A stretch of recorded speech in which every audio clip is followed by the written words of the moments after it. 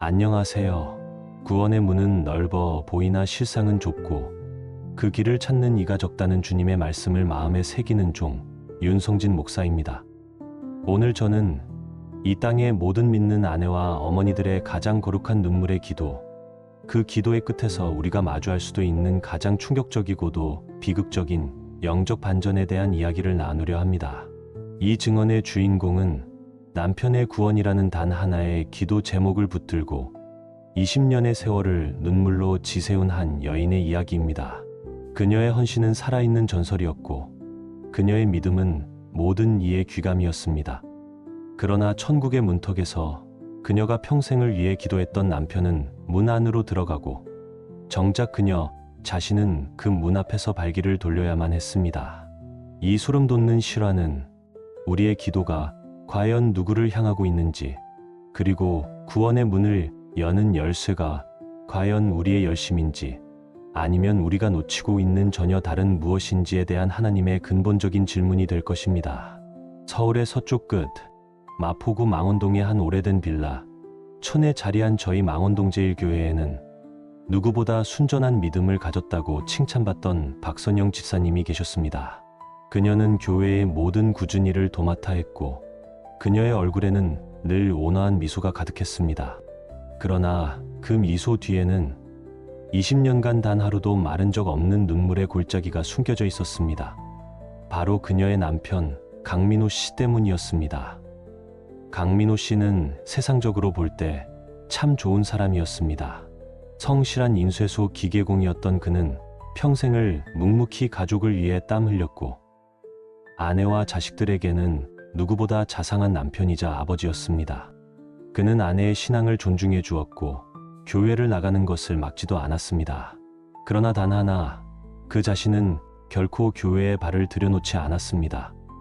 젊은 시절 신앙이 깊었던 어머니를 따라 잠시 교회에 나갔다가 그 안에서 목회자와 성도들의 위선과 다툼에 큰 상처를 입고 마음의 문을 굳게 닫아버렸기 때문입니다. 그는 입버릇처럼 말했습니다. 당신이 믿는 예수는 좋은 분 같지만 나는 그 예수를 믿는 당신의 교인들은 믿지 못하겠소. 아내 박선영 집사님에게 남편의 그 완고한 마음은 평생의 가장 큰 슬픔이자 기도의 십자가였습니다. 그녀는 남편의 영혼을 구원하기 위해 자신의 모든 것을 걸었습니다. 결혼 생활 20년, 그녀는 단 하루도 새벽 제단을 걸은 적이 없었습니다. 비가 오나 눈이 오나 매일 새벽 4시면 어김없이 일어나 차가운 교회 본당의 마룻바닥에 무릎을 꿇었습니다. 그녀의 기도는 늘 하나였습니다. 주님, 제 남편 강민호의 다친 마음을 열어주시고 그 영혼을 구원하여 주시옵소서. 그녀는 남편의 구원을 위해서라면 못할 것이 없었습니다. 매년 특별 새벽 기도회는 물론이고 1년에 2번씩은 금식 기도원에 들어가 목이 터져라 부르짖었습니다. 남편의 속옷을 강대상 밑에 묻어놓고 기도하기도 했고 유명하다는 부흥 강사들을 찾아다니며 안수기도를 받았습니다. 그녀의 성경책은 남편의 이름을 부르짖는 눈물 자국으로 얼룩져 빳빳하게 굳어 있었습니다. 교회의 모든 성도들은 그녀의 지극한 정성과 눈물의 기도를 보며 언젠가는 반드시 강민호 씨가 주님께로 돌아올 것이라 믿어 의심치 않았습니다. 그녀 자신도 그렇게 믿었습니다. 자신의 이 처절한 기도를 하나님께서 결코 외면하지 않으실 것이라고 말입니다. 시간은 흘러 20년이라는 세월이 지났습니다. 그러나 남편의 마음은 요지부동이었습니다. 오히려 남편은 아내의 지나친 신앙생활에 점점 더 지쳐갔고 부부 사이의 골은 깊어져만 갔습니다. 그러던 작년 2025년 겨울의 어느 날이었습니다. 그해 겨울은 유난히 추웠고 많은 눈이 내렸습니다. 인쇄소에서 밤늦게까지 일을 마치고 낡은 트럭을 몰아 집으로 돌아오던 남편 강민호 씨는 빙판길에 미끄러지며 중앙선을 넘어 마주 오던 버스와 정면으로 충돌하고 말았습니다. 그는 현장에서 즉사했습니다. 남편의 갑작스러운 죽음 앞에서 박선영 집사님은 무너져 내렸습니다. 그녀의 20년 기도가 허사로 돌아갔다는 절망감에 그녀는 하나님을 향해 원망을 쏟아냈습니다. 하나님, 어찌하여 이토록 잔인하십니까? 제 20년의 눈물을 외면하셨나이까? 그렇게 불쌍한 내 남편을 결국 지옥 불에 던져 넣으셔야만 했습니까? 남편의 장례를 치르는 내내 그녀는 식음을 전폐하고 눈물만 흘렸습니다. 그리고 발인을 하루 앞둔 날 밤, 슬픔과 탈진을 이기지 못한 그녀는 남편의 영정사진 앞에서 조용히 숨을 거두고 말았습니다. 사람들은 그녀가 남편을 너무나 사랑한 나머지 그를 따라갔다고 말하며 안타까워했습니다.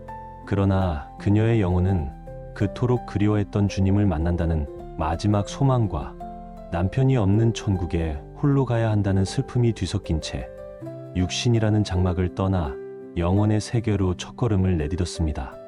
그녀가 눈을 떴을 때 그곳은 이 땅의 어떤 언어로도 표현할 수 없는 빛과 평화로 가득한 공간이었습니다.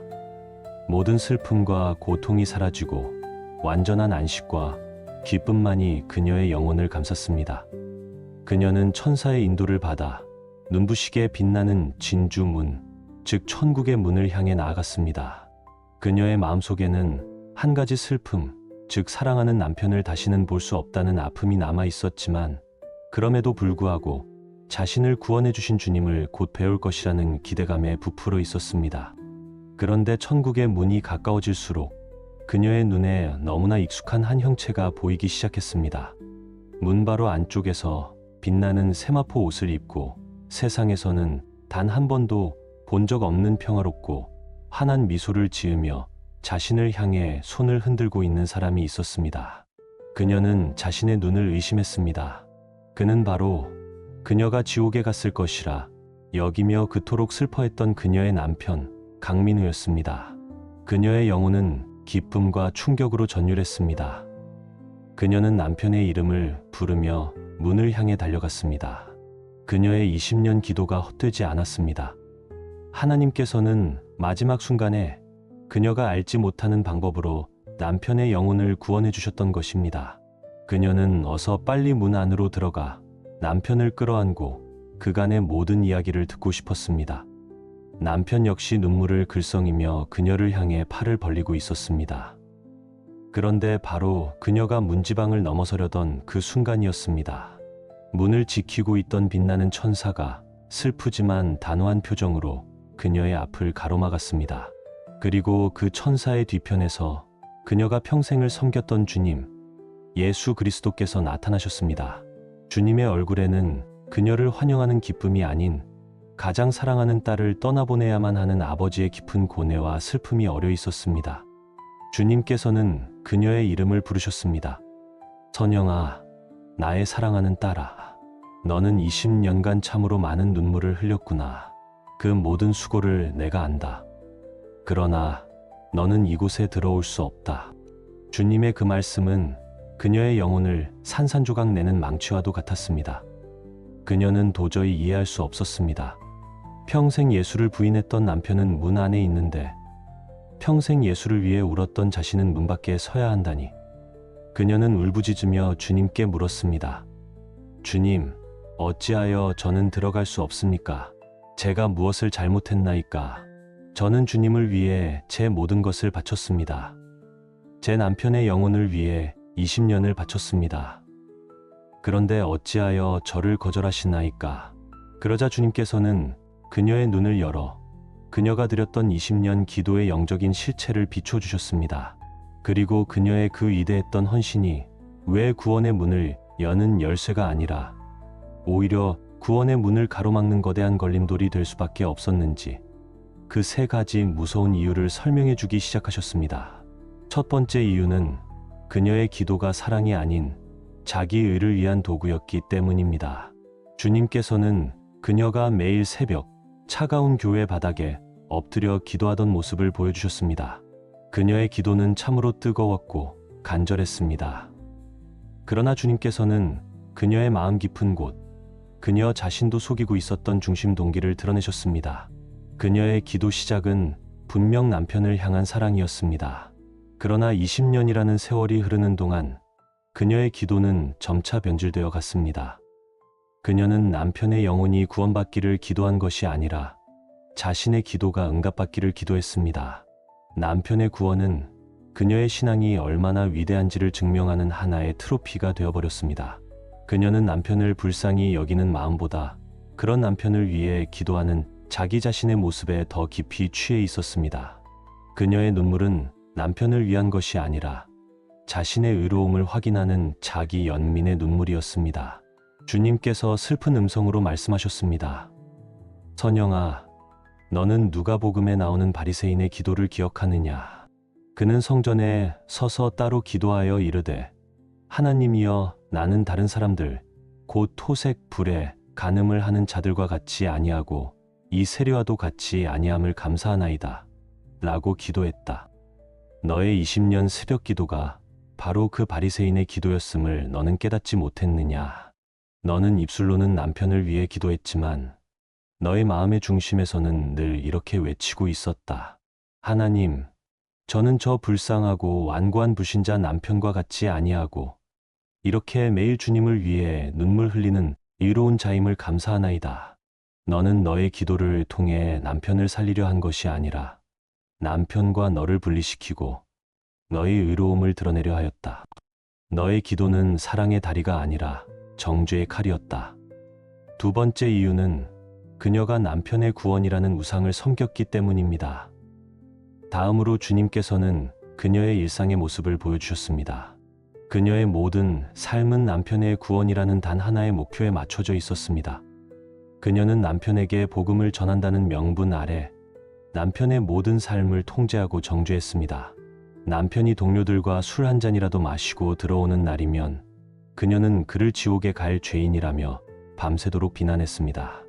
남편이 주일에 쉬고 싶어 하면 안식일을 범하는 자에게 이 말 저주를 퍼부었습니다. 그녀의 삶에는 예수 그리스도가 없었습니다. 오직 남편의 구원이라는 거대한 사명만이 존재했습니다. 그녀는 하나님을 예배한 것이 아니라 남편의 구원이라는 우상을 예배했습니다. 그녀는 그 우상을 이루기 위해 하나님을 이용했고 그 우상의 제물로 남편을 바치려 했습니다. 주님께서 말씀하셨습니다.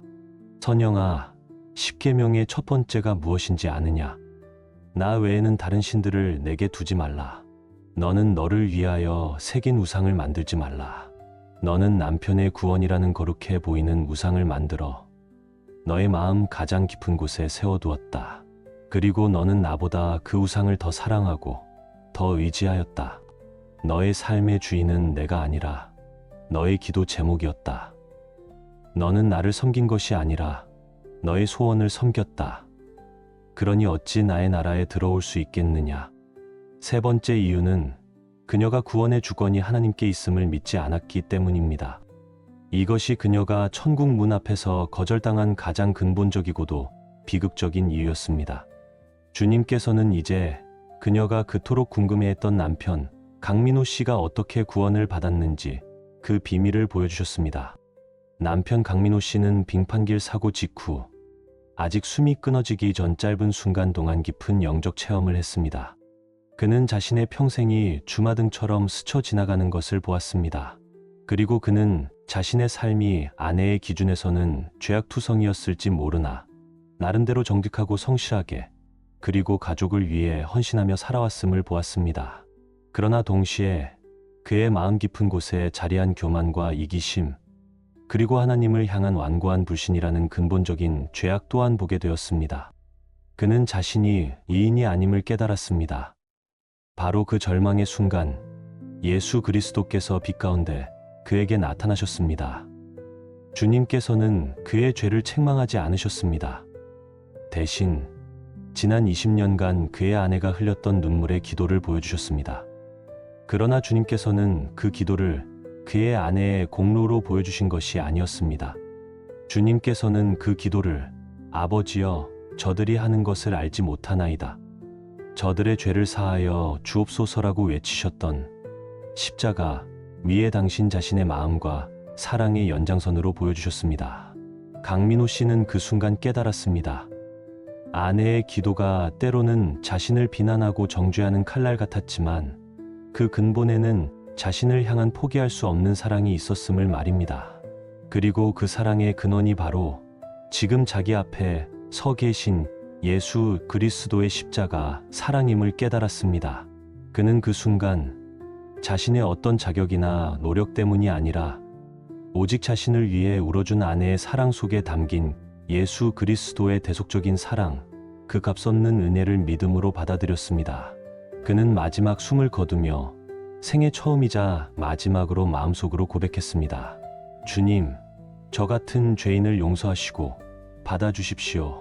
주님께서 박선영 집사님을 바라보시며 말씀하셨습니다. 선영아, 너는 내 남편이 너의 20년 기도의 공로 때문에 구원받았다고 생각하느냐? 천만에, 그는 너의 기도가 아니라 그 기도 속에 담긴 나의 십자가 사랑을 보았기 때문에, 그리고 그 값없는 은혜를 마지막 순간에 믿음으로 받아들였기 때문에 구원받은 것이다. 그러나 너는 어떠하냐? 너는 평생을 나를 섬긴다고 하였지만 단 한순간도 나의 은혜를 의지하지 않았다. 너는 너의 20년 눈물의 기도를 너의 의로움의 근거로 삼았다. 너는 너의 행위로 구원을 얻을 수 있다고 믿었다. 너는 값없는 은혜의 선물을 받기를 거부하고 너 자신의 힘으로 구원의 문을 열려고 하였다. 너는 스스로 의롭다 여겼기에 구원자이신 내가 너에게 필요 없었다. 너는 구원의 주권이 나에게 있음을 믿지 않고 너의 기도에 있다고 믿었다. 그러니 어찌 너를 나의 백성이라 할 수 있겠느냐. 그 순간 박선영 집사님은 자신의 영혼이 얼마나 깊은 어둠 속에 있었는지를 깨달았습니다. 그녀는 남편의 구원을 위해 기도했지만 정작 자기 자신이야말로 구원받아야 할 가장 교만하고 문먼 죄인이었음을 깨달았습니다. 천국의 문은 서서히 닫히기 시작했습니다.